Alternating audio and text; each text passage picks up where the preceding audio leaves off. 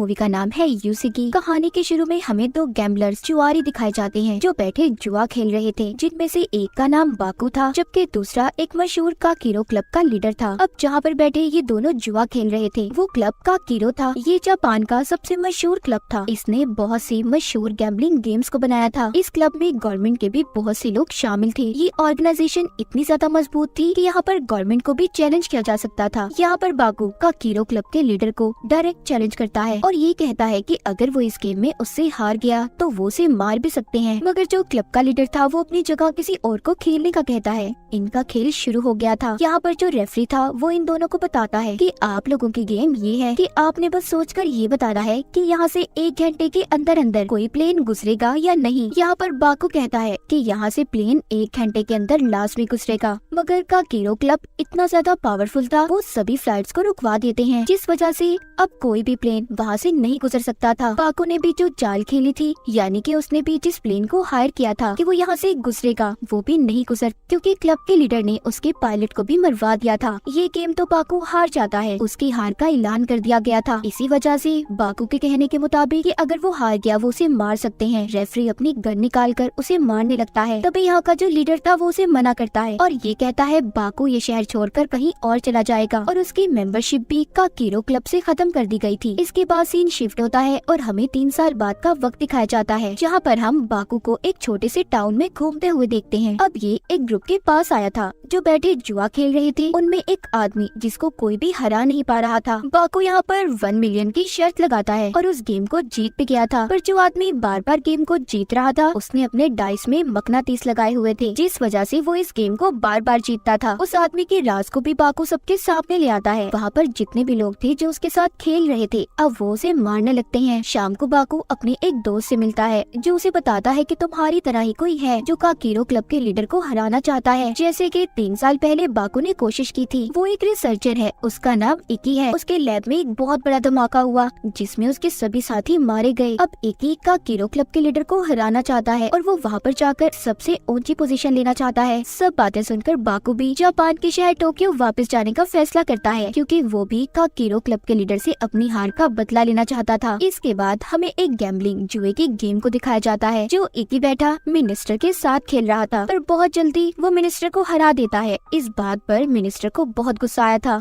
वो अपने साथियों से गेम के रेफरी को मारने का कहते हैं, क्योंकि उन्हें ऐसा लग रहा था कि रेफरी ने इकी की मदद की है। अब रेफरी पर जब मिनिस्टर हमला करवाता है तो रेफरी भी यहाँ पर लड़ाई करने में काफी माहिर था। वो थोड़ी ही देर में मिनिस्टर के आदमियों को और उसे मार देता है, जिसके बाद अब वही रेफरी इकी के पास जाता है और उसका असिस्टेंट बनने की ऑफर करता है, जिस पर इकी भी मान गया था। दूसरी तरफ हम बाकू को देखते हैं जो टोक्यो शहर पहुंच चुका था। वो वहाँ पर एक लड़के केजी से मिलता है। केजी दिल का तो बहुत अच्छा इंसान था, पर उसके दोस्तों के धोखे की वजह से उस पर बहुत बड़ा कर्ज चढ़ चुका था। बाकू को उसकी ऐसी हालत पर बहुत तरस आता है और वो उससे ये कहता है कि अगर तुम चाहो तो तुम्हारा कर्ज मैं अदा करने में मदद कर सकता हूँ। केजी जो बहुत परेशान था वो उसकी बात को मान जाता है। शाम को अब ये दोनों एक क्लब में जाते हैं जो बाकू की दोस्त का था। यहाँ पर बाकू के पास अब जो भी पैसे थे वो उससे गेम खेलता है और अपनी चालाकी से गेम को जीत गया था। क्लब में सभी बाकू की इस जीत पर बहुत हैरान थे। उसके दोस्त को भी उसकी ऐसी जीत पर हैरानी हो रही थी, क्योंकि उसने 5 मिलियन को जीता था। अब वो सारे पैसे केजी को दे देता है ताकि वो अपना कर्ज अदा कर दे और आसानी से अपनी जिंदगी गुजार सके। बाकू उसे सारे पैसे देकर और गुड बाय बोलकर वहाँ से चला गया था,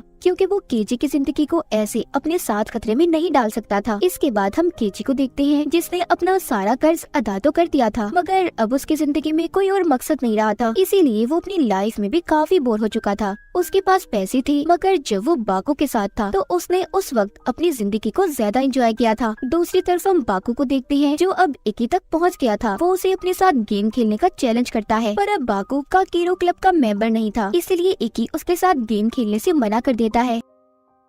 जिसके बाद बाकू अपने दोस्त के पास क्लब में जाता है। वो उससे मदद मांगता है क्योंकि वापस से वो काकीरो क्लब का मेंबर बनना चाहता था। उसकी दोस्त बाकू से कहती है कि तुम्हें किसी ऐसे इंसान को तलाश करना होगा जो खुद तुम्हें अपनी मर्जी से क्लब की मेंबरशिप, उसका कार्ड तुम्हारे हवाले कर दे, तभी तुम दोबारा काकीरो क्लब के मेंबर बन सकते हो। उसकी दोस्त उसे एक बूढ़े आदमी के बारे में बताती है जिसके पास काकीरो क्लब की मेंबरशिप थी। वो कहती है वो आदमी तुम्हारे काम आ सकता है, पर वो थोड़ा पागल है, तुम्हें संभल कर उससे मिलना होगा। वो ही है जो तुम्हें अपनी मेंबरशिप दे सकता है। बाकू की दोस्त उसे कुछ और बताती, वो उसकी आधी बात सुनकर वहाँ से चला गया था। अब जब बाकू जा रहा था तो उसे दोबारा केजी मिलता है, जो दोबारा से उसे ये कहता है कि मैं दोबारा से तुम्हारे साथ रहना चाहता हूँ। बाकू उसकी बात को मान गया था और अब ये बूढ़े आदमी से मिलने का प्लान बनाते हैं, जिसके बारे में बाकू की दोस्त ने इसे बताया था। इनका प्लान ये था कि दोनों उस बूढ़े आदमी के पास गरीब बनकर जाएंगे। अब ये ऐसा ही करते हैं। इनका प्लान कामयाब भी हो गया था। वो बूढ़ा आदमी इनकी ऐसी हालत देखकर इन्हें गैम्बलिंग जुआ खेलने की ऑफर करता है, जिसके बाद वो इन दोनों को अपने घर ले आया था, जो एक जंगल में था। वो बूढ़ा आदमी इन्हें गेम के बारे में बताता है कि इन्होंने उसके कुछ जानवरों को पकड़ना होगा और उसके लिए इन्हें कुछ वक्त दिया जाएगा। अगर तुम ऐसा करने में कामयाब हो गए तो मैं तुम्हें इनाम में 10 मिलियन दूंगा। यहाँ पर बाकू रेफरी से मिलता है, जो काकीरो क्लब की तरफ से आया था। बाकू अब उस बूढ़े आदमी से ये कहता है, अगर मैं इस गेम को जीत गया तो मुझे पैसे नहीं बल्कि तुम्हारी काकीरो क्लब की मेंबरशिप चाहिए। बूढ़ा आदमी बाकू की बात को भी मान गया था। गेम को शुरू किया जाता इससे पहले बाकू रेफरी को एक पेन गिफ्ट देता है, जो कि आम पेन नहीं था, उसमें एक माइक लगाया हुआ था ताकि वो रेफरी और उस बूढ़े आदमी की बातों को गेम के दौरान सुन सके। अब गेम शुरू हो गई थी। बाकू और केजी बूढ़े आदमी के जानवरों को ढूंढने जंगल में चले गए थे, जहाँ पर जाकर उन्हें पता चलता है जिनको उन्होंने ढूंढना है वो कोई जानवर नहीं बल्कि बूढ़े आदमी के साथी हैं, जिनके पास गन्स भी हैं। उन्हें उनका मुकाबला करना था। यहाँ पर बाकू ने जो रेफरी को पेन दिया था वो उसकी मदद से अपनी एक डिवाइस में बूढ़े आदमी की आवाज को रिकॉर्ड कर लेता है। ये अब उसकी आवाज का इस्तेमाल करके साथियों को अपनी तरफ बुलाता है और एक एक कर मार देता है। जब ये थोड़ा सा आगे जाती है तो बूढ़े आदमी के साथियों ने जो इन्हें फंसाने के लिए रस्सियां लगाई हुई थी, ये उन्हीं में उन्हें फंसाकर उनके कपड़े पहनकर बाकी के लोगों को भी ढूंढ लेते हैं। इस तरह टाइम पूरा होने से पहले बाकू और केजी ने गेम को पूरा कर लिया था। इस बात पर बूढ़े आदमी को बहुत गुस्सा आता है, क्योंकि वो बाकू को जीतने नहीं दे सकता था। इसीलिए वो वहाँ पर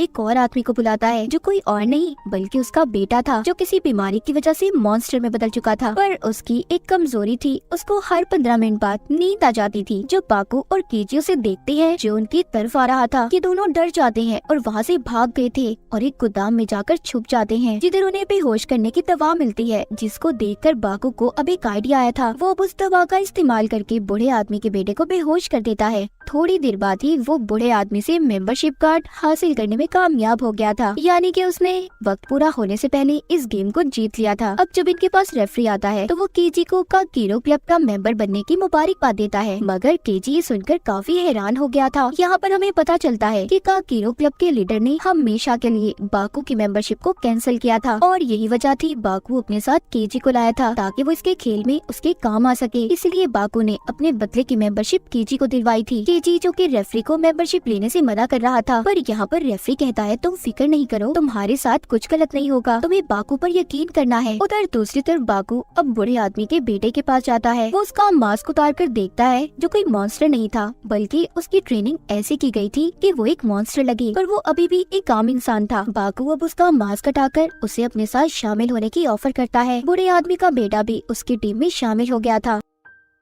आगे हमें इकी के लैब को दिखाया जाता है। यहाँ पर हमें पता चलता है कि उसके साथियों के साथ असल में हुआ क्या था। इकी की जो इजाद थी वो उस बारे में दूसरे मुल्कों को भी बताना चाहता था बगैर किसी पैसों के, पर वहाँ की गवर्नमेंट ने उसे ऐसा करने की इजाजत नहीं दी। इसलिए वो लैब में इकी के लिए तोहफा भेजते हैं, जिसमें बॉम्ब था, जिस वजह से इकी के सभी साथी मारे गए थे और उस एक्सीडेंट में उसकी आंखें चली जाती हैं। इकी अंधा हो गया था, इसीलिए वो काकीरो क्लब का मेंबर बनकर वहाँ की गवर्नमेंट से अपनी इस हालत का बदला लेना चाहता था। वो दिन भी आ गया था जहाँ पर बाकू और इकी की गेम शुरू होनी थी। उन्हें सब लोग लाइव देख रहे थे, जिनमें काकीरो क्लब के मेंबर्स भी थे। उनमें बाकू की दोस्त भी शामिल थी। जैसे ही बाकू और इकी क्लब में आती है, उन्हें देखकर सब बहुत एक्साइटेड थे। वहीं पर इकी का असिस्टेंट केजी को डरा देता है और गलती से उसकी गन से गोलियां चलवाकर वहाँ के कैमरे को खराब कर देता है। जो लोग ऑनलाइन इन्हें देख रहे थे वो इन पर पैसों की बेट लगाते हैं और साथ ही साथ हारने वाले की सजा को भी डिसाइड करते हैं, जिसमें सजा ये थी कि हारने वाले को उसके पार्टनर के साथ फांसी पर लटका दिया जाएगा। हम इसी दौरान काकीरो क्लब के लीडर को भी देखते हैं, जो ये सब देखकर काफी खुश हो रहा था कि लोगों ने उनकी गेम पर कितना पैसा लगाया है। इनकी गैम्बलिंग गेम शुरू हो गई थी। रेफरी बताता है कि हर प्लेयर को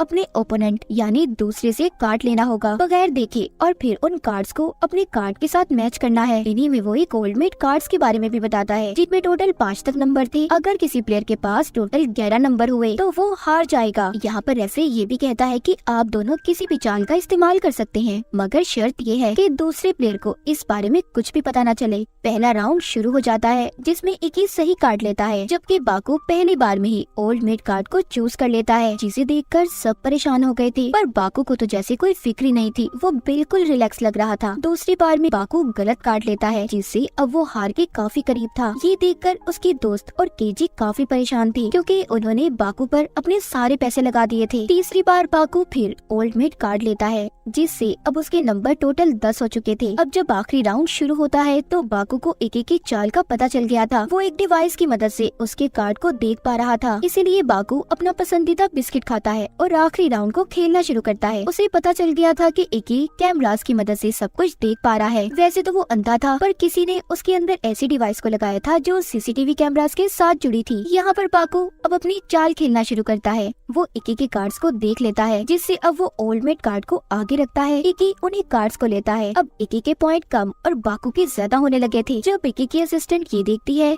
कि बाकू बेईमानी कर रहा है, तो वो अपने बॉस इकी को बताने लगती है, पर यहाँ पर कोई भी किसी की मदद नहीं कर सकता था, इसीलिए रेफरी उसे चुप रहने का कहता है। बाकू गेम को जीत चुका था और इकी के बारे में भी वो सबको बता देता है कि इसने सारे खेल में बेईमानी की है। अब ये सब देखकर इकी के असिस्टेंट को गुस्सा आ रहा था। वो बाकू पर हमला करने वाला था, तभी रेफरी उससे लड़ता है और इसी लड़ाई में इकी का असिस्टेंट मारा जाता है। अब जैसा कि हारने वाले को फांसी पर लटकाया जाना था, इकी और उसके साथी के साथ ऐसा ही होता है, पर मरने से पहले इकी ने अपनी हार को कबूल कर लिया था। कहानी के आखिर में हम बाकू और उसके साथियों को देखते हैं, जो गैम्बलिंग एरिना यानी कि जुआ खेलने वाले क्लब में जा रहे थे। और इसी के साथ ये कहानी यहीं पर खत्म हो जाती है।